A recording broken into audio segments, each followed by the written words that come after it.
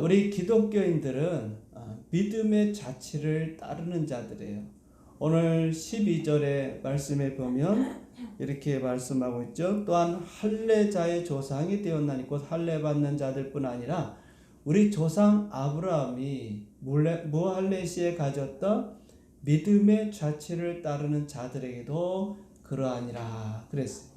여기 보면 믿음의 자치를 따르는 자다 이런 말이 있습니다.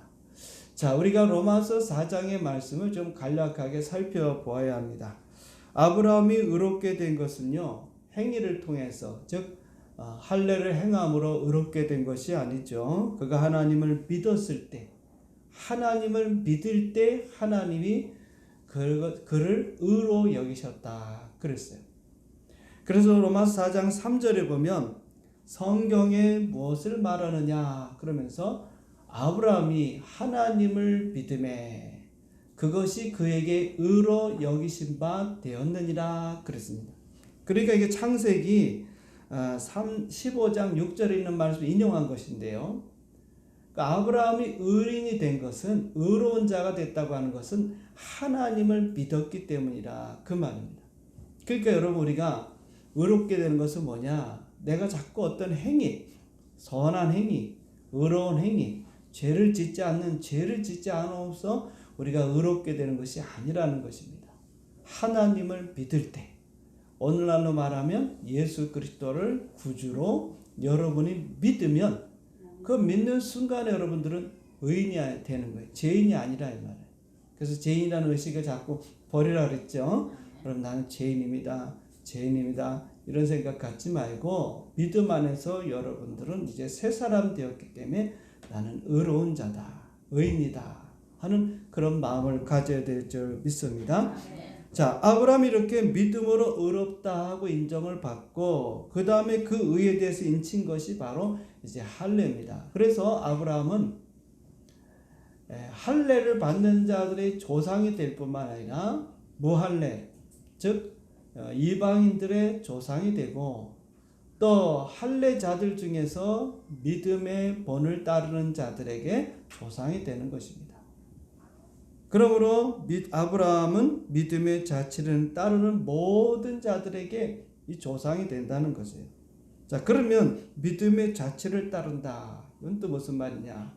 여기 보면 자치라는 말 있죠. 12절에 보면 이 자치는요, 어떤 것에 남은 흔적, 어떤 자리 또는 어떤 표시, 자국을 말하는 거죠. 그러니까 뭐 사람들이 지나간 자리, 그걸 우리가 자치라 그랬죠. 우리의 삶의 모습, 그런 것들이 자치입니다. 그러니까 아브라함이 살아왔던, 걸어왔던, 특별히 믿음 생활을 하면서 살아왔던 그 자치들을 따라가야 된다는 것입니다.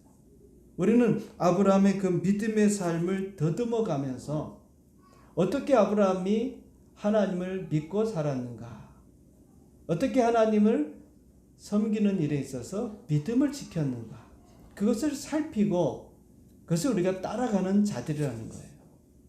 예를 든다면 간략하게 말씀을 드릴 수밖에 없지만, 여러분, 아브라함이 갈대아 우르에서 우상을 만드는 일을 했습니다. 그때 하나님이 아브라함을 부르시고 말씀을 하셨죠. 너는 너의 고향 친척 아버지 집을 떠나 내가 보여주는 땅으로 가라. 하나님의 음성을 아브라함이 들었어요. 그리고 그 음성에 응답해서 아브라함이 자기가 살고 있는 그 갈대아를 다 정리하고 어딘지 모르지만 하나님의 말씀을 따라 이제 아브라함은 가게 됩니다. 그리고 하나님이 약속하신 그 가나안 땅에 이 아브라함이 도착하게 됐는데요. 얼마 안 있다가 아주 심한 기근을 만나게 됩니다. 그래서 아브라함은 애굽으로 내려가게 되고 거기서 아내를 뺏기게 되지만 또 하나님의 은혜로 다시 아내를 되찾고 애굽 땅에서 가나안 땅으로 올라오게 됩니다. 자, 이제 이 가나안 땅으로 올라와서 한동안 살다가 조카 롯과 함께 이제 조카 롯과 서로 헤어지게 돼요. 그리고 나서는 이제 아브라함이 오랫동안 자식이 없는 것을 안타까워 생각해서 애굽 여인, 애굽의 종 하가를 취해서 아들을 낳는데 그 아들의 이름이 이스마엘입니다. 그런데 이 이스마엘은 비록 아브라함의 피를 이어받았지만 하나님의 약속의 자녀가 아니에요. 하나님이 그를 아브라함의 아들로 보지 않은 거죠. 약속의 아들로 보지 않은 거죠. 자, 그러다가 하나님께서 아브라함의 나이 100세가 됐을 때 약속하신 바로 이삭, 하나님이 주신 약속의 아들 이삭을 주게 됩니다. 그러고 나서 또 얼마 안 있다가 우리가 잘 알다시피 아브라함이 시험을 겪게 됩니다. 아브라함이 사랑하던 독자 이삭을 하나님이 지시하는 그 산에 가서 번제로 하나님께 바치라고 했고, 아브라함은 그 말씀에 순종해서 아들을 번제로 바치게 됩니다. 그때 하나님께서 아브라함을 믿음을 보시고 그의 믿음을 인정하시고 그 이후에 하나님이 아브라함에게 큰 복을 주심으로 시험을 잘 통과하는 그런 내용들로 아브라함의 인생 여정이 성경에 기록되어 있는 것을 우리가 보게 됩니다. 물론 아브라함의 삶을 살펴보면 잘할 때도 있었지만 못할 때도 있었어요. 실패할 때도 있었어요. 잘못할 때도 있었습니다. 실수할 때도 있었습니다. 그러니까 우리 인생이라는 것은 좋을 때도 있고 나쁠 때도 있고, 여러분 믿음의 생활도 우리가 하나님의 말씀대로 순종할 때도 있고 때로는 불순종할 때도 있고, 하나님께 더 가까이 갈 때도 있고 하나님을 떠나서 멀리 갈 때도 있고, 우리 삶이 그렇고 믿음의 삶도 그렇죠. 어쨌든 중요한 것은 아브라함은 그런 여러 가지 일들 가운데서도 이 믿음의 여정을 포기하지 않고 끝까지 걸어갔다는 것입니다. 그리고 결국에는 하나님으로부터 인정받고 믿음의 조상이 되었습니다.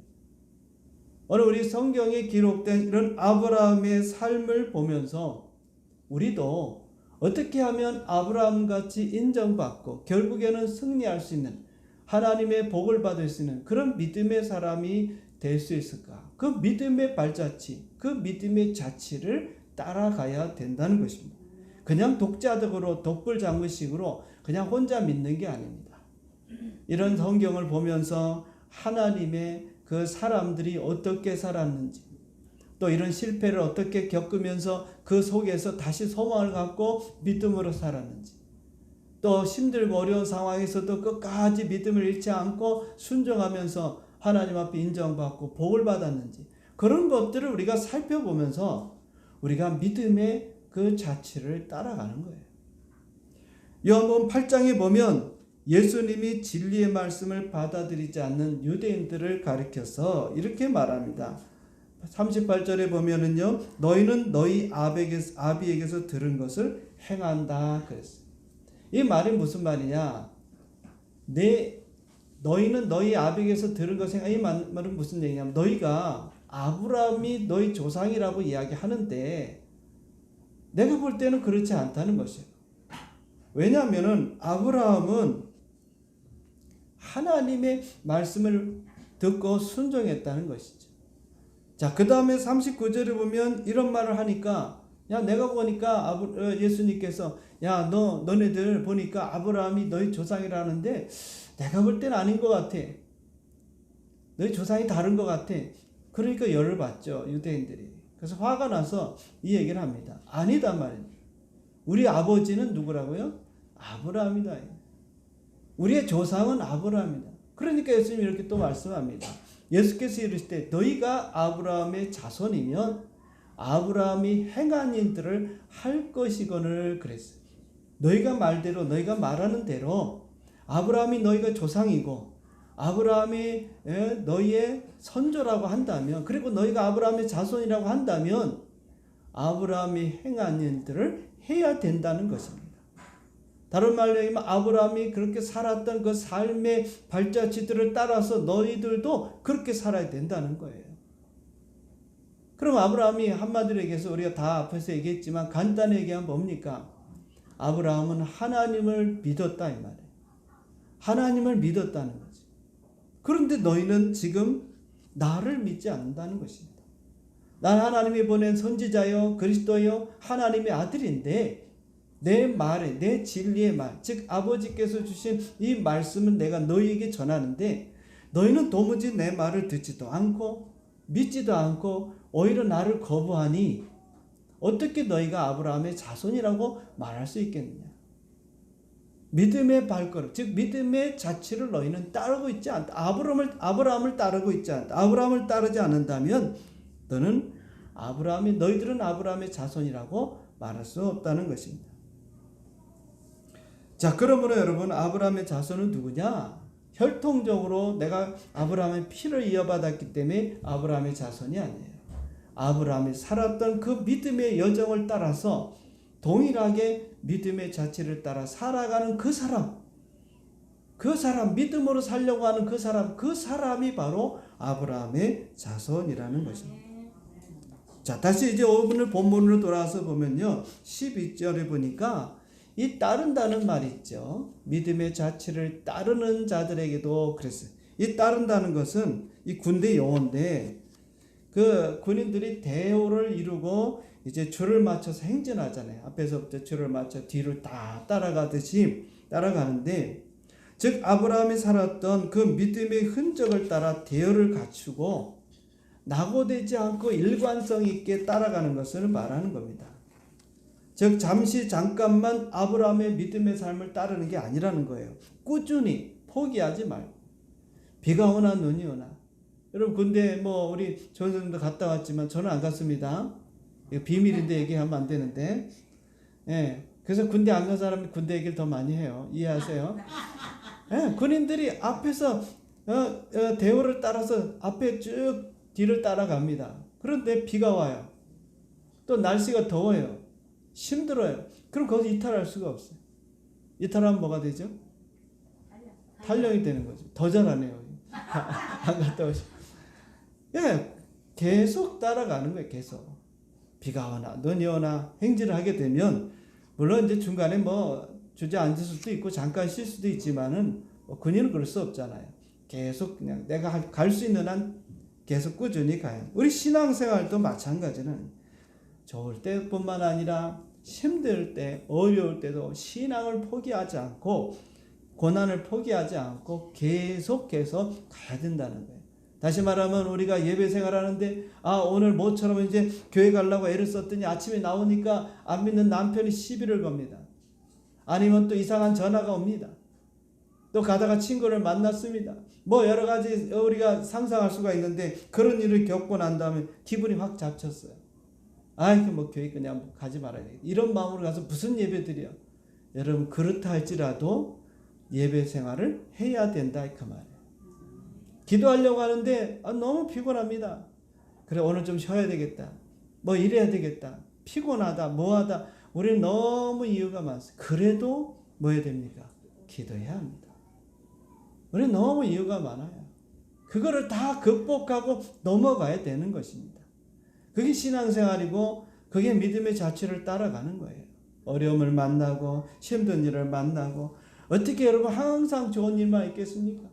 성경 여러분 보세요. 믿음의 사람들, 아브라함 우리가 지금 얘기하고 있지만은 그 아브라함의 삶을 봐도 참 힘들고 어려울 때가 많이, 기근을 만나기도 하고, 또 자식이 없어서 오랫동안 그것 때문에 전전긍긍하고 고민하고, 말을 성경에는 안 나와있죠. 얼마나 마음이 답답하고 괴롭겠습니까? 오죽하면 하나님께서 낙심하는 그 아브라함에게 하늘의 별처럼 바닷가의 모래알을 보여주면서 이렇게 수많은 자손을 내가 너에게 주겠다. 희망을 잃지 마라. 소망을 가져라. 믿음을 가져라. 꿈을 그려라. 하나님 그렇게 말씀하셨겠어요. 우리 삶의 여정이라고 하는 것은 쉬운 게 아니죠. 여러분, 세상 사는 게 쉬운 겁니까? 그럼에도 불구하고 힘들고 어렵지만은 믿음 생활, 신앙 생활을 우리가 포기하지 말아야 된다는 것입니다. 우리가 믿음의 자취를 따르고 아브라함의 그 믿음의 자취를 따라갈 때, 그때 하나님께서 우리에게 아브라함이 받았던 그 축복을 우리에게 주신다는 거예요. 갈라디아서 3장 9절에 보면요, 그러므로 믿음으로 말미암는 자들은 믿음이 있는 아브라함과 함께 복을 받는다 이 말입니다. 믿음으로 말미암아, 이 말은 아브라함이 믿음으로 살았고 결국에는 하나님 앞에 인정을 받았듯이 너희들도 믿음으로 살면 아브라함과 함께 아브라함이 받았던 그 축복, 그 큰 축복을 우리도 동일하게 받는다는 거예요. 아브라함만 받는 게 아니에요. 성경에 나와 있는 것은 우리의 모델입니다. 우리가 이 말씀을 보면서 야, 아브라함이 이런 축복을 받았구나. 다윗이 이런 복을 받았구나. 솔로몬이 이런 하나님의 축복을 받았구나. 많은 믿음의 사람들이 이런 축복을 받았구나. 그럼 나는 어떻게 해야지 복받나? 그 삶을 들여다보고 그 사람들이 갔던 그 길을 따라가야 돼요. 물론 실패의 길을 가라는 게 아닙니다. 실패 가운데, 어려움 가운데, 고난 가운데서도 그걸 이겨나가고 끝까지 견디고 거기에서 자신의 믿음을 나타내고 하나님 앞에 인정받는 그 자리까지 갔을 때 하나님 복받는 그걸 우리가 배워야 된다. 여러분 그냥 신앙생활 하는 게 아니에요. 매주마다 와서 예배 드리고 주일만 그냥 예배 드리고 그저 습관적인 신앙생활이 돼서는 안 됩니다. 여러분들이 하나님의 말씀을 연구해야 돼요. 한 사람을 붙들고 나는 그래 요셉처럼 살 거야.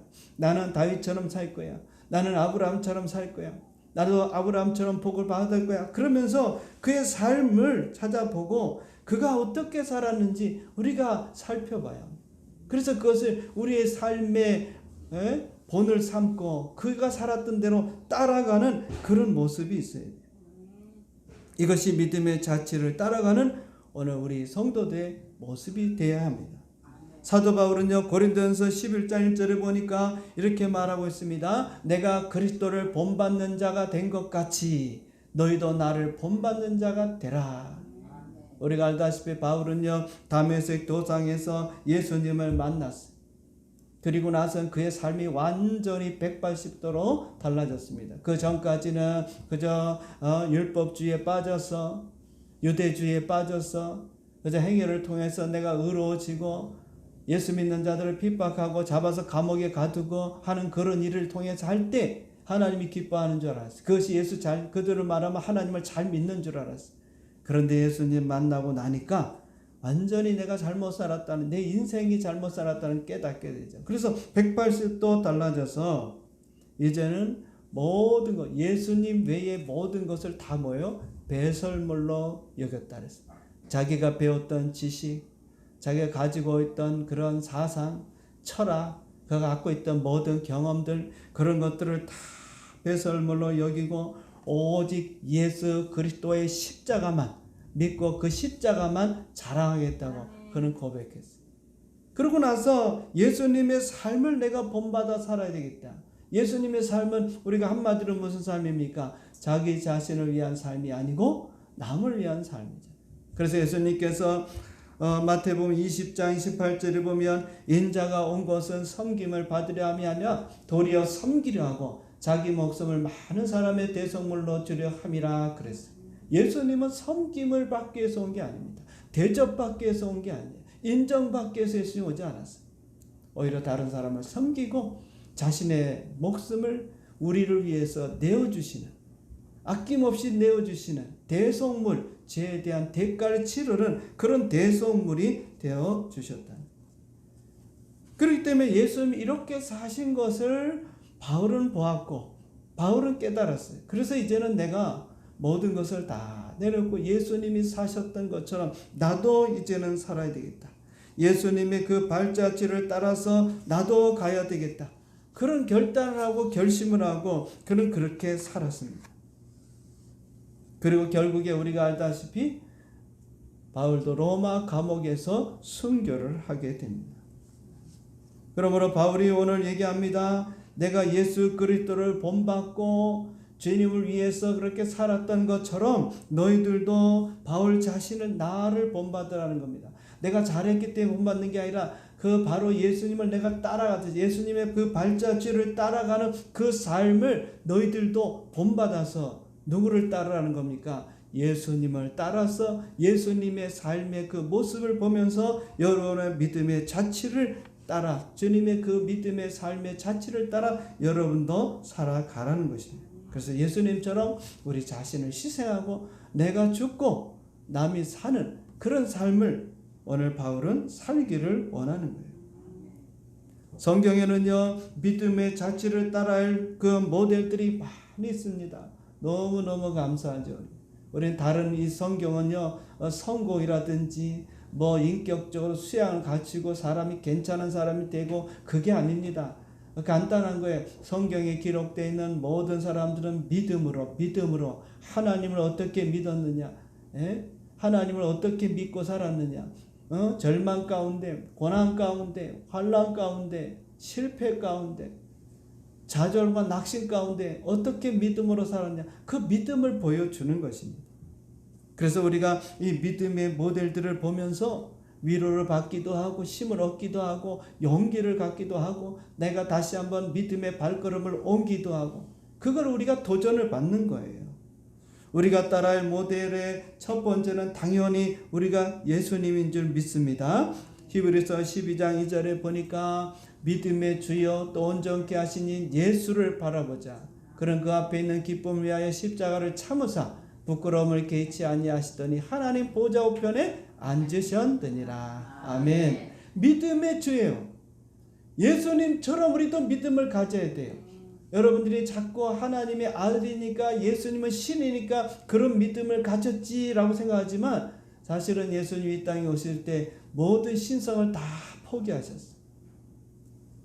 사람이 되셨다 이 말이에요. 그 사람의 입장에서 사람이 되셔서 믿음을 가지려고 하니까 얼마나 예수님도 힘이 드셨겠어요. 우리와 똑같아요.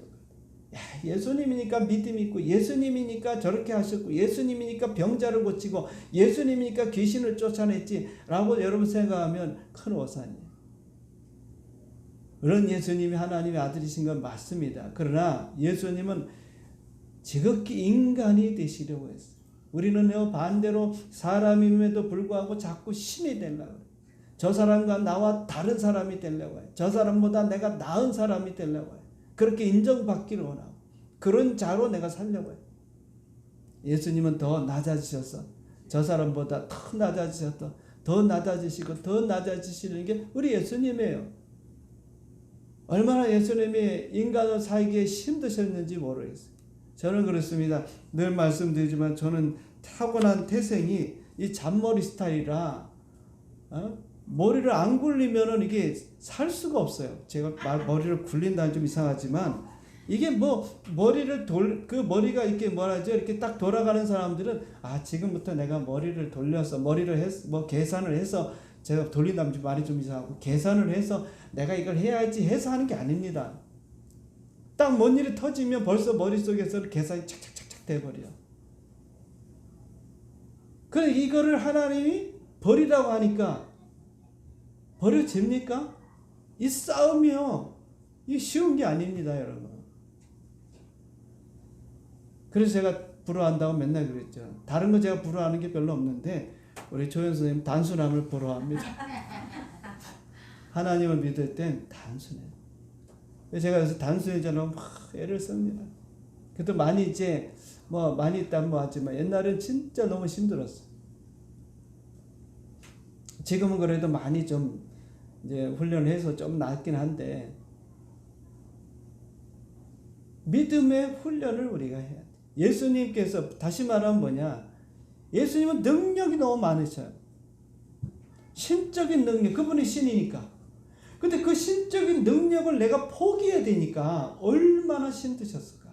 예수님 자신이 그 신성, 그 능력, 하나님의 그 전능함을 갖다가 버리려고 하니까, 그거를 안 하려고 하니까, 안 쓰려고 하니까 얼마나 힘이 되겠습니까?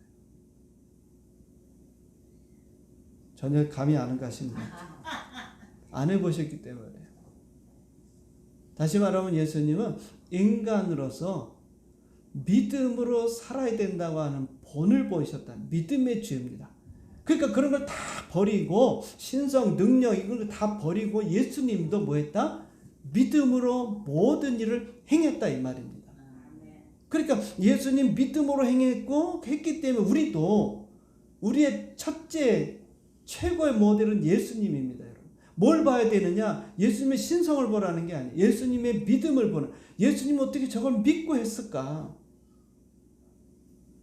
그리고 우리가 예수님의 그 믿음의 자취를 따라오라는 거예요. 바울은 그걸 깨달은 거예요. 그래서 예수님을 따라간 거예요. 나도 예수님처럼 믿어야 되겠다. 그래서 믿음의 주라 그랬어. 믿음의 주. 물론 능력의 주도 되고 또 그 다음에 전능한 하나님의 전지한 능력을 가지신 주도 되지만은 믿음의 주라 했습니다. 나는 신성을 갖고 있잖아. 나는 내가 예수야. 내가 어떻게 예수님? 내가 뭐 하나님의 아들인가? 나는 아무것도 없는데. 여러분 아무것도 없어도 괜찮습니다. 믿음만 있다면. 믿음의 주, 예수님처럼 여러분 믿음으로. 그래서 예수님 우리가 바라보고 예수님이 다 모든 사복음서 보세요. 다 믿음으로 하십니다. 네 믿음이 그 사람들의 믿음을 또 보시고 예수님 자신도 믿음으로 살고 이게 우리의 모델입니다. 그 삶의 그 믿음의 발자취를 여러분들이 살피면서 그래 나도 믿음으로 살아야겠구나. 예수님을 바라볼 때 믿음의 주로 바라보셔야 돼요. 그래서 믿음의 발자취를 여러분이 따라가야 합니다. 그래야 나도 믿음의 사람이 되고 그 믿음을 통해 여러분의 삶에 풍성한 열매들이 맺히게 되는 거예요. 오늘 여러분 히브리서 11장에 보면요. 감사하게도 그 믿음의 전당이라고 하는데 그 믿음의 영웅들, 믿음의 그 거인들 그런 분들의 이름들이 기록되어 있어요. 우리가 오늘 한 사람 한 사람을 다 살펴볼 수는 없습니다. 그러나 여러분들이 좀 관심을 가지고 때로는 여러분 한 분 한 분들을 좀 연구해야 돼요. 성경을 읽으면서 연구하면 됩니다. 꼭 주석을 산다든지 그러지 않으셔도 괜찮아요. 그냥 성경을 읽으시면 돼요. 다윗에 대해서 여러분 성경을 읽으시고 요셉에 대한 삶의 그 모습 속에 성경을 읽으시고 거기에서 하나님이 성령님이 여러분에게 깨달음을 준다면 지혜를 주신다. 어떻게 살아야 네가 이 땅에서 복을 받고 잘 되는지를 그 원리를 가르쳐 주신다. 그건 성경을 봐야 되는 거예요. 자, 우리가 다 살펴볼 수는 없기 때문에 제가 이름만 언급하고 오늘은 넘어갑니다. 자, 히브리서 11장 4절에 보니까 믿음으로 아벨은 가인보다 더 나은 제사를 하나님께 드림으로 의로운 자라 하시는 증거를 얻었다.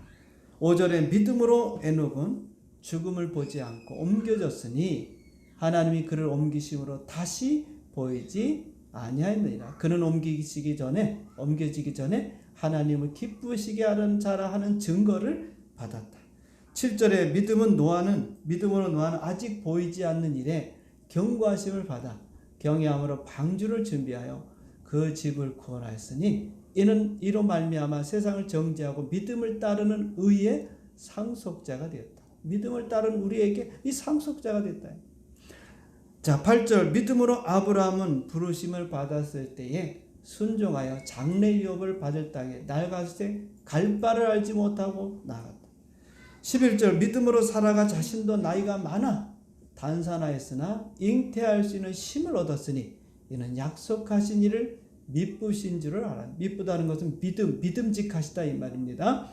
자, 20절 믿음으로 이삭은 장차 있을 일에 대하여 야곱과 에서에게 축복하였고 21절 믿음으로 야곱은 죽을 때 요셉의 각 아들들에게 축복하고 그 지팡이 머리에 의지하여 경배하였으며 22절 믿음으로 요셉은 임종시에 이스라엘 자손들이 떠날 것을 말하고 또 자기 뼈를 위하여 명하였으며 24절 믿음으로 모세는 장성하여 바로의 공주의 아들이란 칭함 받기를 거절하고 25절 도리어 하나님의 백성과 함께 고난받기를 잠시 제약의 낙을 누리는 것보다 더 좋아하고 31절 믿음으로 기생 나압은 정탐꾼을 평안히 영접하였으므로 순종하지 아니한 자와 함께 멸망하지 아니하였도다.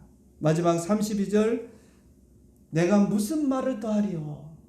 바울이 얘기합니다. 내가 무슨 말을 더하겠냐. 왜? 기드온, 바락, 삼손, 옙다, 다윗, 사무엘 그 다음에 선지자들 이 수많은 믿음의 선배들, 믿음의 선진들, 믿음의 영웅들 우리가 따라할 믿음의 모범들, 믿음의 모델들이 이렇게 많은데 내가 얘기하면 시간이 부족할 정도다. 그러니 우리는 관심이 없어요. 관심이. 그냥 신앙생활 한다면 신앙생활. 여러분 그렇게 하면요. 세상적으로도 성공할 수가 없습니다. 왜 사람들이 쫓아다닙니까? 이 사람한테 배우려고. 이 사람은 어떻게 성공했을까? 빌 게이츠 그 사람 말 한마디 한번 들어보려고. 저 사람은 어떻게 성공했을까? 워런 버핏 유명한 사람들, 그 사람들의 말을 들어야 돼요. 그 사람들이 말하는 것을 다 듣고 저 사람은 어떻게 성공했을까? 저 사람의 인생을 살펴보고 젊었을 때 어떻게 했을까? 나이가 들어 어떻게 했을까? 지금은 뭐 하고 있을까? 그거를 여러분 그 사람들은 연구합니다. 연구. 그냥 성공하는 게 아니에요. 그냥 다 잘 되는 게 아닙니다. 그분들을 연구하다가 거기서 진리를 깨닫는 거죠. 아, 이렇게 하면 되겠구나. 순간 그게 탁 성령께서 우리에게 계시형을 탁 부어주셔서 깨달음을 주는 거예요. 믿음도 마찬가지입니다, 여러분. 그냥 교회 잘 나오시는 것도 잘하는 일이지만 여러분들이요, 정말 내가 아브라함 같은 복을 받아야 되겠다. 나는 요셉처럼 그런 축복을 받아야 되겠다. 나는 다윗처럼 살 거야. 승승장구하고 뭐든지 잘 되고. 그럼 그냥 여러분 입만 벌리고 가만히 그 감나무 밑에 있는 게 아니고 여러분들이 찾아서 그 사람들을 연구해야 돼요. 이 사람은 왜 어떻게 해서 이렇게 해서 이 사람은 인정받았을까? 성경에 나오는 이런 사람들은 어떻게 해서 하나님의 복을 받았을까? 우리가 다 알고 있지만은 그걸 세세하게 연구해야 돼요. 그래서 내 거로 만들어야 돼, 내 거로. 그래, 맞다. 그분들도 다 우리가 똑같은 인생을 살았어. 나만 겪는 게 아닙니다. 다 여러분, 그들도 나와 똑같은 지금 상황, 어려움을 겪고 있습니다. 어디서 여러분 답을 찾으려 합니까? 여러분이 안고 있는 문제를 어디서 해결할 수 있어요? 바로 하나님의 말씀, 그리고 우리의 믿음의 선배들이 걸어갔던 그 삶의 믿음의 자취, 그것을 따라가야 우리가 결국에는 성공할 수 있는 거예요. 결국은 여러분 행복할 수 있는 거예요. 그래서 그들이 어떻게 살았는가? 또 그들이 이 험한 세상에서 어떻게 믿음을 잃지 않고 믿음을 지켰을까? 나는 지금 이 작은 믿음 갖고도 그냥 갈등하고 고민하고 이렇게 해서 믿는 게 힘든데 어떻게 세상과 싸우고 승리했고, 마귀가 조그만 시험을 해도 우리가 쉽게 넘어지는데 어떻게 이들은 그 마귀의 수많은 시험에서 이겼을까? 모든 유혹이 지금도 끊임없이 우리에게 바닷물처럼 다가오는데 이걸 어떻게 견디고 이겼을까? 그리고 마지막 끝까지 믿음을 지켰을까? 궁금하지 않으십니까? 여러분, 하나님 말씀 있는 이 믿음의 모델들을 연구하지 않으면, 살피지 않으면 여러분 어떻게 여러분 성공할 수 있어요? 그래서 여러분 믿음의 자취를 따라가는 자들이에요. 우리가 연구하셔야 돼요. 살피셔야 돼요. 그렇게 될 때 여러분들도 이제 하나님 앞에 인정을 받게 되고 이 믿음의 이 명예의 전당에 이름을 올릴 수 있어야 돼요.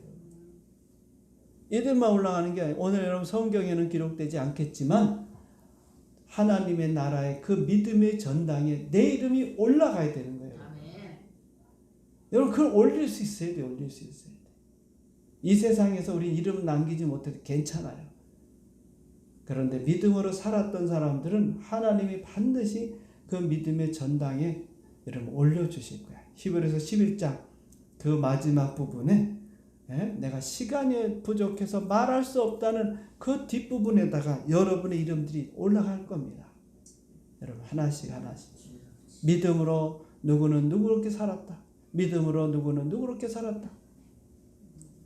자, 그뿐만 아닙니다. 여러분들이 그 믿음의 전당에 올라갈 뿐만 아니고 내가 이제 믿음으로 살았던 그 삶의 자취를 누군가 여러분 따라올 수 있어야 돼요. 야, 참 우리 목사님 그렇게 사시더니 믿음으로 살더니 가셨어. 나도 저분처럼 믿음으로 살아야 되겠다.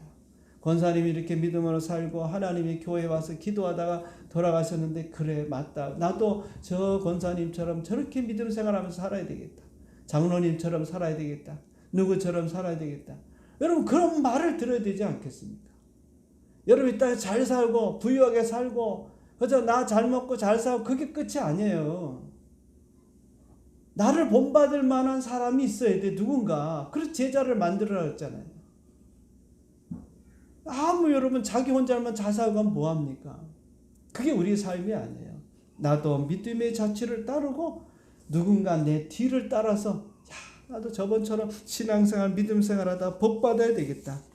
그런 믿음의 모델이 되어야 되는 거예요. 그러려고 하면 여러분이 먼저 성경에 나와 있는 이런 믿음의 사람들의 그 자취를 따라서 살아가야 합니다.